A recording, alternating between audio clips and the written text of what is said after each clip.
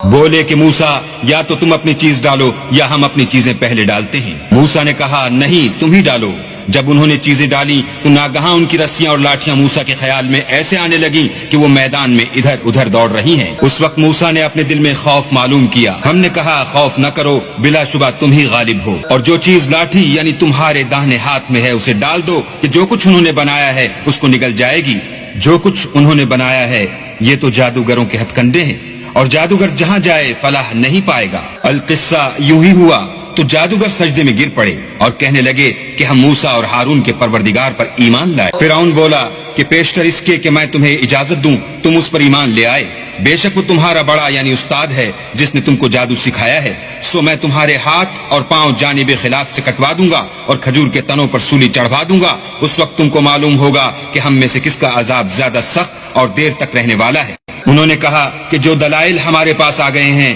ان پر اور جس نے ہم کو پیدا کیا ہے اس پر ہم آپ کو ہرگز ترجیح نہیں دیں گے، تو آپ کو جو حکم دینا ہو دیجئے، اور آپ جو حکم دے سکتے ہیں وہ صرف اسی دنیا کی زندگی میں دے سکتے ہیں۔ ہم اپنے پروردگار پر ایمان لے آئے تاکہ وہ ہمارے گناہوں کو معاف کرے، اور اسے بھی جو آپ نے ہم سے زبردستی جادو کرایا، اور اللہ بہتر اور باقی رہنے والا ہے۔ جو شخص اپنے پروردگار کے پاس گناہ گار ہو کر آئے گا تو اس کے لیے جہنم ہے جس میں نہ مرے گا نہ جیے گا، اور جو اس کے روبرو ایماندار ہو کر آئے گا اور عمل بھی نیک کیے ہوں گے تو ایسے لوگوں کے لیے اونچے اونچے درجے ہیں، یعنی ہمیشہ رہنے کے باغ جن کے نیچے نہریں بہ رہی ہیں، ہمیشہ ان میں رہیں گے، اور یہ اس شخص کا بدلہ ہے جو پاک ہوا۔ اور ہم نے موسیٰ کی طرف وحی بھیجی کہ ہمارے بندوں کو راتوں رات نکال لے جاؤ، پھر ان کے لیے دریا میں لاٹھی مار کر خشک رستہ بنا دو، پھر تم کو نہ تو فرعون کے آ پکڑنے کا خوف ہوگا اور نہ غرق ہونے کا ڈر۔ پھر فرعون نے اپنے لشکر کے ساتھ ان کا تعاقب کیا تو دریا کی موجوں نے ان پر چڑھ کر انہیں ڈھانک لیا یعنی ڈبو دیا، اور فرعون نے اپنی قوم کو گمراہ کر دیا اور سیدھے رستے پر نہ ڈالا۔ اے آل یعقوب، ہم نے تم کو تمہارے دشمن سے نجات دی اور تورات دینے کے لیے تم سے کوہ طور کی داہنی طرف مقرر کی، اور تم پر من اور سلوہ نازل کیا، اور حکم دیا کہ جو پاکیزہ چیزیں ہم نے تم کو دی ہیں ان کو کھاؤ، اور اس میں حد سے نہ نکلنا ورنہ تم پر میرا غضب نازل ہوگا، اور جس پر میرا عذاب نازل ہوا وہ ہلاک ہوگی۔ اور جو توبہ کرے اور ایمان لائے اور عمل نیک کرے پھر سیدھے رستے چلے اس کو میں بخش دینے والا ہوں۔ اور اے موسیٰ، تم نے اپنی قوم سے آگے چلے آنے میں کیوں جلدی کی؟ کہا وہ میرے پیچھے آ رہے ہیں، اور اے میرے پروردگار، میں نے تیری طرف آنے کی جلدی اس لیے کی کہ تو خوش ہو۔ فرمایا کہ ہم نے تمہاری قوم کو تمہارے بعد آزمائش میں ڈال دیا ہے،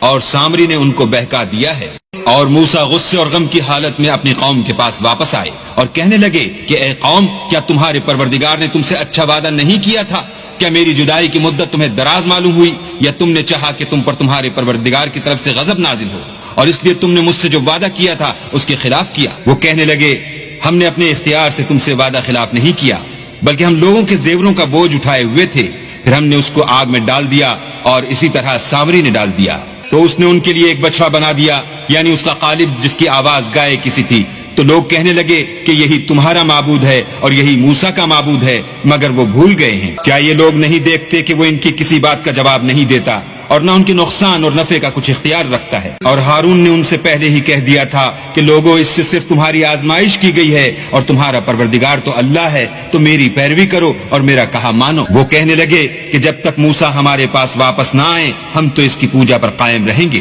پھر موسیٰ نے ہارون سے کہا کہ ہارون، جب تم نے ان کو دیکھا تھا کہ گمراہ ہو گئے ہیں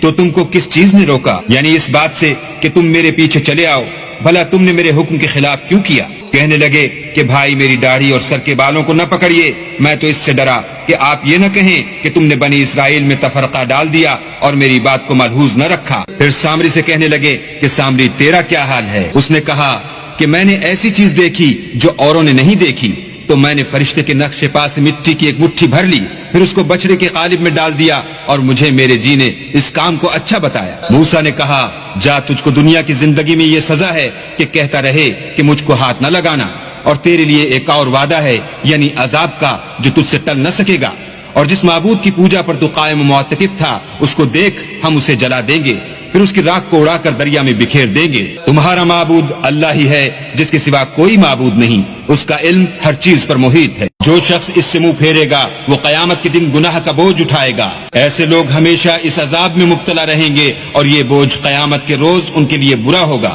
جس روز سور پھونکا جائے گا اور ہم گناہگاروں کو اکٹھا کریں گے اور ان کی آنکھیں نیلی نیلی ہوں گی، تو وہ آپس میں آہستہ آہستہ کہیں گے کہ تم دنیا میں صرف 10 ہی دن رہے ہو، جو باتیں یہ کریں گے ہم خوب جانتے ہیں۔ اس وقت ان میں سب سے اچھی راہ والا یعنی عاقل و ہوش مند کہے گا کہ نہیں، بلکہ صرف ایک ہی روز ٹھہرے ہو۔